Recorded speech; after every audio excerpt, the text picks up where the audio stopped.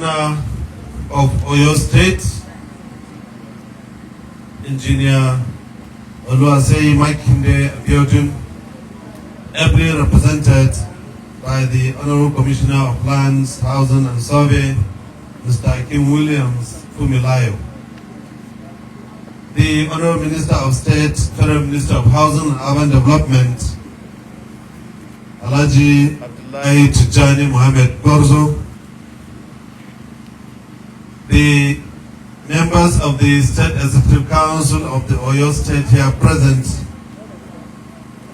the directors of the Federal Ministry of Housing and Urban Development, representatives of the federal agencies in the Oyo State here present, led by the Controller, Federal Ministry of Housing and Urban Development, and the Controller, Federal Mortgage Bank of Nigeria, the representatives of the security agencies here present, the Nigeria Police, the Security Defense, the Federal Road Safety Corps, the State Service, all that are present, and the local security agencies in this state here present.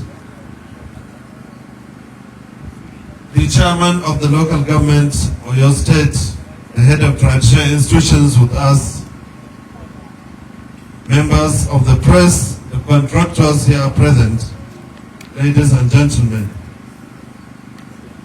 First, I would like to thank His Excellency, the Executive Governor of Oyo State, Oluwaseyi Abiodun Makinde, ably represented by the Honorable Commissioner here present, for honoring our invitation to the groundbreaking of 250 housing units renewed Hope Estate in the state's capital. This event was originally scheduled to hold last week, but we had to move it forward owing to presidential engagement. We thank His Excellency for the understanding with us and regret all inconveniences that may have been caused by the change of the schedule. Today's ceremony is a continuation of the nationwide groundbreaking exercise for housing projects under the Renewed Hope Cities and Estate Program of the Federal Ministry of Housing and Urban Development, which His Excellency, the President Bola Ahmed Tinubu, GCFR, launched in February with the groundbreaking of a 3,112 housing unit in Karsana, Abuja. Under phase 1 of this program, we plan to deliver a total of 50,000 housing units across Nigeria. This includes 7 renewed hope cities that will have been between 500 and 1,000 housing units per site in each of the 6 geopolitical zones in the country and FCT. While the renewed hope estates will have 250 units per site in the remaining 30 states. With this housing program, we plan to unlock the massive potential of housing development to create jobs and lift lives and boost economic development. This is in line with the renewed hope agenda of Mr. President to stimulate inclusive growth, lift 100 million Nigerians out of poverty, and build a $100 trillion economy. As you may recall, last month, following the presidential launch of the program in Abuja, we embarked on the first leg of the exercise with the groundbreaking of 1,500 housing units in the northern part of Nigeria. This includes the 250 housing renewed hope estates, 1 each in Karsana, Yobe, Gombe, and Sokoto, and 500 housing unit renewed hope city in Kano. Work is currently going on in each of these sites, and our plan is to have them all completed within the next 3 months and made available to Nigerians in line with Mr. President's desire to provide housing to all Nigerians. Under the Renewed Hope agenda, we are implementing a zero tolerance for uncompleted projects. Today's event in Oyo completes the second leg of the exercise with the groundbreaking of total of 2,000 more renewed hope housing units across 8 states in the south and north central. We started 2 weeks ago on Wednesday, July 26 specifically, with 250 housing units in Ebonyi. Same week on Thursday we were in Abuja for another 250 units. Friday, we were in Akwa Ibom for another 250 units. And Saturday, we were in Delta for another 250 units. Last week, Monday, we were in Osun State to flag up 250 units. Friday, we proceeded to Benue State to break down ground for 250 units. And Saturday, last week, we were in Nasarawa State to flag up another 250 units. Today's groundbreaking in Oyo marked the 8th of our second leg and the 13th location since the presidential flag off in February, with a total of 3,500 housing units. This estate comprises of 50 units of one-bedroom semi-detached bungalows, 150 units of two-bedroom semi-detached bungalows, and 50 units of three-bedroom semi-detached bungalows. We have designed these housing units in a way that makes them affordable for people to acquire by using organic designs to allow future expansion if the income beneficiaries increases.